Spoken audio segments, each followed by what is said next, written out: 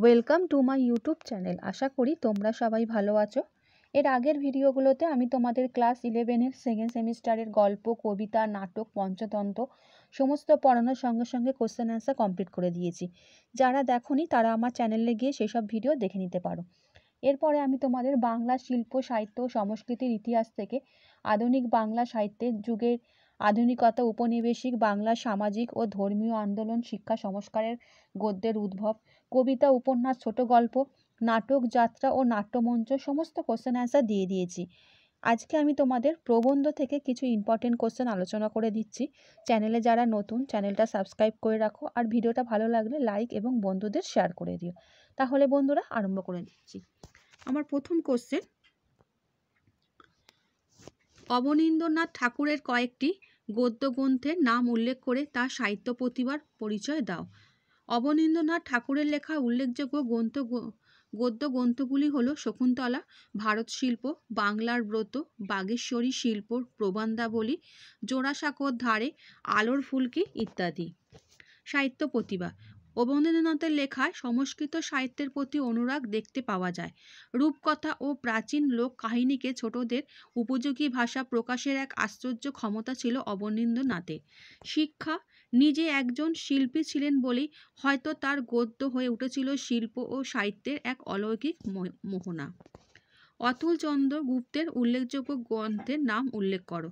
রবীন্দ্র সমসাময়িক কালের প্রাবন্ধিক তথা সবুজপত্র পত্রিকার বিশিষ্ট লেখক অতুল চন্দ্র গুপ্তের লেখা কয়েকটি উল্লেখযোগ্য গ্রন্থ হল কাব্য জিজ্ঞাসা, নদীপথে, ইতিহাসের মুক্তি, শিল্প ও সভ্যতা, জমির মালিক ইত্যাদি। সুনীতিকুমার চট্টোপাধ্যায়ের লেখা ভারতবর্ষের সংস্কৃতি ও ভাষা বিষয়ক প্রবন্ধ গ্রন্থগুলির নাম উল্লেখ করো। ভাষাচার্য সুনীতিকুমার চট্টোপাধ্যায়ের লেখা ভারতবর্ষের সংস্কৃতি বিষয়ক প্রবন্ধ গ্রন্থগুলি হল যথাক্রমে সংস্কৃতিকি, ভারত সংস্কৃতি, ইতিহাস ও সংস্কৃতি ইত্যাদি, এবং ভাষা বিষয়ক প্রবন্ধ গ্রন্থগুলি হল বাংলা ভাষাতত্ত্বের ভূমিকা, ভাষা প্রকাশ, বাংলা ব্যাকরণ, ভারতের ভাষা ও ভাষা সমস্যা, বাংলা ভাষা প্রসঙ্গে ইত্যাদি। পরাশর শর্মা নামে কে পরিচিত? তার লেখা কয়েকটি বইয়ের নাম করো। পরাশর শর্মা হলো সাহিত্যিক পরিমল গোস্বামীর ছদ্মনাম। পরিমল গোস্বামীর লেখা কয়েকটি উল্লেখযোগ্য বই হলো স্মৃতিচিত্রণ, আমি যাদের দেখেছি, যখন সম্পাদক ছিলাম, পত্রস্মৃতি, পথে পথে ইত্যাদি। গোপাল হালদারের লেখা বাংলা সংস্কৃতি ও সাহিত্যের ইতিহাস বিষয়ক বইগুলির নাম উল্লেখ করো। গোপাল হালদারের লেখা বাংলা সংস্কৃতি ও সাহিত্যের ইতিহাস বিষয়ক বইগুলি হলো বাঙালি সংস্কৃতির রূপ, বাঙালির আশা, বাঙালির ভাষা, বাংলা সাহিত্যের পরিক্রমা, বাংলা সাহিত্য ও মানবিক স্বীকৃতি, বাংলা সাহিত্যের রূপলেখা ইত্যাদি। বঙ্কিম সমকালীন দুজন প্রাবন্ধিকের নাম উল্লেখ করে তাদের লেখা দুটি করে প্রবন্ধ গ্রন্থের নাম উল্লেখ করো। বঙ্কিম সমকালীন দুজন প্রাবন্ধিক হলেন রাজকৃষ্ণ মুখোপাধ্যায় এবং হরপ্রসাদ শাস্ত্রী।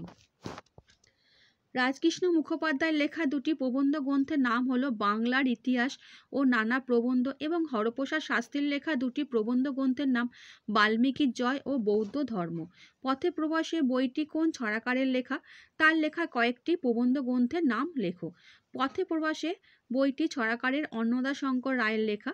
অন্নদাশঙ্কর রায়ের কয়েকটি প্রবন্ধ গ্রন্থের নাম হলো বাংলার রেনেসাঁস, শিক্ষার সংকট, সংস্কৃতির বিবর্তন, বিনুর বই ইত্যাদি। কালপ্যাঁচা কার ছদ্মনাম? তার লেখা কয়েকটি প্রবন্ধ গ্রন্থের নাম উল্লেখ কর। সমাজবিজ্ঞানী বিনয় ঘোষের ছদ্মনাম কালপ্যাঁচা। বিনয় ঘোষের লেখা কয়েকটি উল্লেখযোগ্য প্রবন্ধ গ্রন্থগুলি হল সাময়িক পত্রে, বাংলার সমাজচিত্র, শিল্প সংস্কৃতি ও সমাজ, বাংলার লোক সংস্কৃতি সমাজতত্ত্ব, বাংলা নবজাগৃতি, পশ্চিমবঙ্গের সংস্কৃতি ইত্যাদি। রবীন্দ্রনাথের সাহিত্য বিষয়ক এবং স্বদেশ ও সমাজ বিষয়ক উল্লেখযোগ্য প্রবন্ধ গ্রন্থের নাম উল্লেখ করো। রবীন্দ্রনাথের সাহিত্য বিষয়ক উল্লেখযোগ্য প্রবন্ধ গ্রন্থগুলি হল প্রাচীন সাহিত্য, সাহিত্য, আধুনিক সাহিত্য, লোক সাহিত্য, সাহিত্যের পথে, সাহিত্যের স্বরূপ ইত্যাদি, এবং তার স্বদেশ ও সমাজ বিষয়ক উল্লেখযোগ্য প্রবন্ধ গ্রন্থগুলি হল আত্মশক্তি, ভারতবর্ষ, স্বদেশ, কালান্তর, সভ্যতার সংকট ইত্যাদি। বাংলা সাহিত্য সত্যনাথ বসুর গুরুত্ব লিপিবদ্ধ করো। বাংলা সাহিত্যে সত্যেন্দ্রনাথের গুরুত্বগুলি হল সুধীন্দ্রনাথের পরিচয় গোষ্ঠীর সঙ্গে যুক্ত বিজ্ঞানাচার্য সত্যেন্দ্রনাথ বসু মাতৃভাষায় বিজ্ঞান চর্চা সচেষ্ট হয়েছিলেন। কুসংস্কার দূরে করে মানুষকে আরও বিজ্ঞান মনস্ক করে তোলাই ছিল তার সাহিত্য সাধনার লক্ষ্য। শিবনাথ শাস্ত্রী কে ছিলেন? তার লেখা দুটি বিখ্যাত প্রবন্ধ গ্রন্থের নাম করো। ব্রাহ্ম সমাজের প্রতিনিধি স্থানীয় মনীষী শিবনাথ শাস্ত্রী ছিলেন সাপ্তাহিক সোমপ্রকাশ পত্রিকার সম্পাদক দ্বারকানাথ বিদ্যাভূষণের ভাগ্নে। শিবনাথ শাস্ত্রীর লেখা দুটি বিখ্যাত প্রবন্ধ গ্রন্থগুলি হল রামতনু লাহিড়ী ও তৎকালীন বঙ্গ সমাজ এবং আত্মচরিত্র।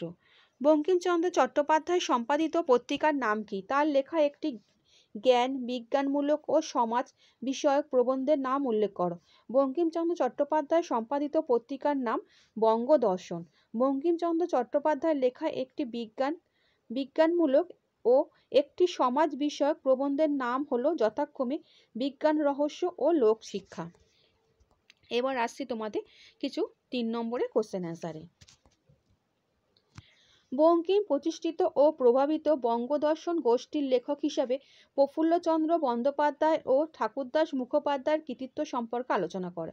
প্রফুল্লচন্দ্র বন্দ্যোপাধ্যায় প্রধানত পুরাতাত্ত্বিক গবেষণায় নিজেকে নিযুক্ত করেছিলেন। তার গ্রিক ও হিন্দু বাল্মীকি ও তৎসামরিক বৃত্তান্ত একসময় গবেষণালব্ধ প্রত্নতাত্ত্বিক ও ঐতিহাসিক গ্রন্থ রূপে যথেষ্ট সুখ্যাতি পেয়েছিল। তার প্রবন্ধের ভাষা ছিল পরিচ্ছন্ন, আবেগবর্জিত ও বাস্তব যুক্তি অনুসৃত। ঠাকুরদাস মুখোপাধ্যায় বঙ্কিম যুগে বাংলার সমাজ ও সংস্কৃতি ও সাহিত্যে যথেষ্ট প্রভাব বিস্তার করেছিলেন। তিনি বঙ্কিম ধারার একজন সূক্ষ্মদর্শী সমালোচক ও সাহিত্য বিচারক ছিলেন। গ্রন্থাকারে প্রকাশিত সাহিত্যমঙ্গল ও তার একমাত্র পরিচালিত প্রবন্ধ সংগ্রহ। তার কয়েকটি হালকা চালের চমৎকার নির্বন্ধ সংকলিত হয়েছে শহরচিত্র ও সোহাগচিত্র গ্রন্থে। রবীন্দ্র অনুজ প্রবন্ধকার হিসাবে অবনীন্দ্রনাথ ঠাকুরের অবদান সম্পর্কে আলোচনা করো। রবীন্দ্র সমকালে রবীন্দ্র অনুজ প্রবন্ধকারদের মধ্যে অবনীন্দ্রনাথ ঠাকুর ছিলেন অন্যতম। তার হাতে যেমন রংতুলির নানা বৈচিত্র্য প্রকাশ পেয়েছে, তেমনি প্রবন্ধ ও নির্প্রবন্ধেও সে রঙের স্পর্শ লেগেছে। তার প্রবন্ধ গ্রন্থগুলিতে একাধারে তথ্য রস চিত্ররূপে সমন্বয় একটি স্বতন্ত্র রীতি গড়ে উঠেছে।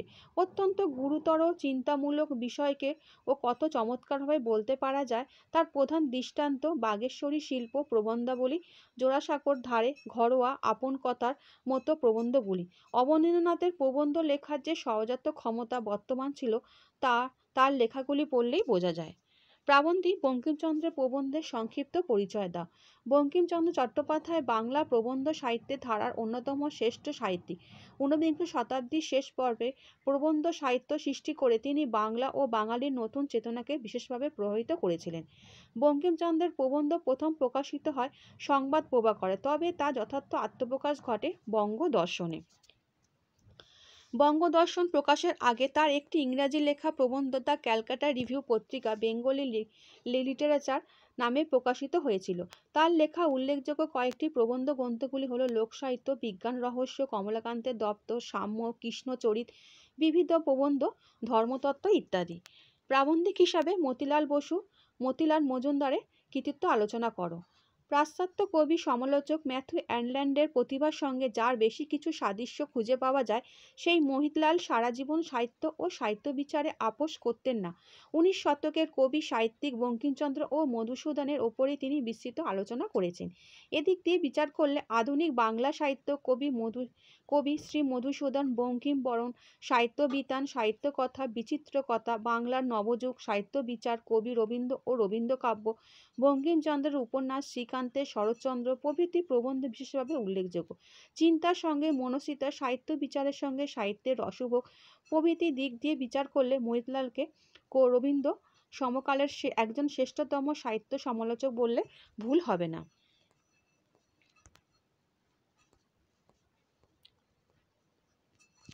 বুদ্ধদেব বসু 30-এর আধুনিক কাব্য আন্দোলনের পুরোধা। নেক্সট কোশ্চেন, প্রাবন্ধিক বুদ্ধদেব বসুর কৃতিত্ব সম্পর্কে লেখো। বুদ্ধদেব বসু 30-এর আধুনিক কাব্য আন্দোলনের পুরোধা ব্যক্তিত্ব।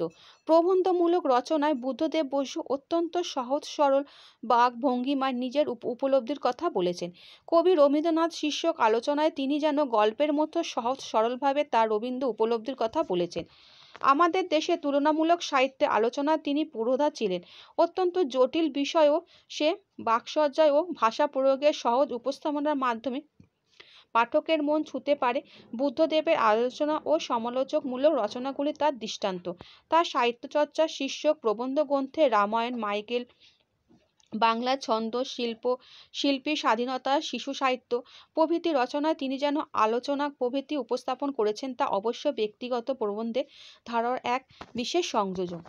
18 নম্বর কোশ্চেন, প্রাবন্ধিক হিসাবে রামেন্দ্র সুন্দর ত্রিবেদী ও স্বামী বিবেকানন্দের অবদান সম্পর্কে সংক্ষেপে আলোচনা করো।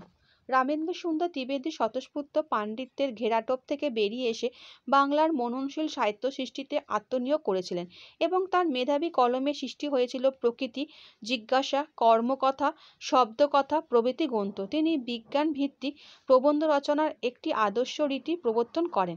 স্বামী বিবেকানন্দ ধর্মজগতের অধিবাসী হলেও বাংলা গদ্যে তার অসামান্য দখল ছিল। সাধু ভাষায় তিনি কিছু কিছু লিখলেও চলিত ভাষা অর্থাৎ লৌকিক সংলাপের ভাষাকে লেখার মাধ্যম হিসাবে গ্রহণ করে উৎকৃষ্ট মানের প্রবন্ধ রচনা করেন।